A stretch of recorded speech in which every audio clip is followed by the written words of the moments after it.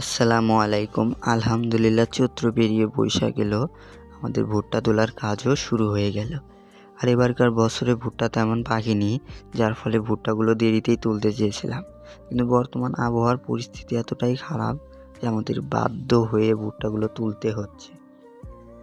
রাতে ভারী বৃষ্টিপাত হওয়ার মাটিগুলো কাদা হয়ে আছে, যার কারণে আমাদেরকে ভুট্টাগুলো তোলার সাথে সাথেই বস্তাবন্দি করে রেখে দিতে হচ্ছে এবং সেগুলোকে আবার বাসায় নিয়ে গিয়ে রেখে দিচ্ছি ঘরের ভিতর, বারান্দায় কিংবা বাড়ির উঠোনে। পরে সেগুলোকে একটি ভ্যান ভাড়া করে আমাদের চাতাল আছে, সেখানে নিয়ে গিয়ে ভাঙাবো ইনশাআল্লাহ। এত ব্যস্ততার মাঝে খামারেও তেমন সময় দিতে পারতেছি না।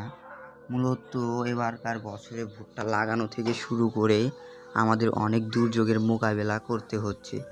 যখন ভুট্টাগুলো লাগাই তখনও ভারী বৃষ্টিপাত হয়, আর এখন যখন ভুট্টাগুলো তুলতে যাচ্ছি এখনও ভারী বৃষ্টিপাত হচ্ছে।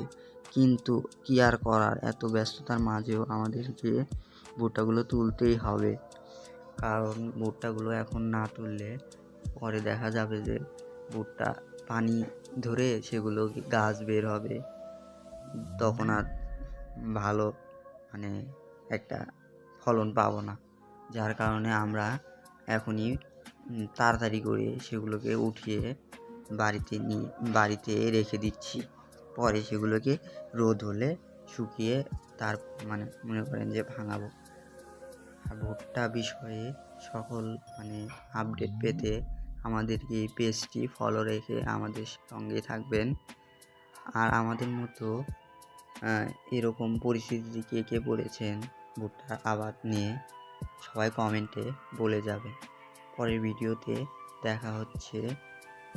সবাই ভালো থাকবেন। ধন্যবাদ।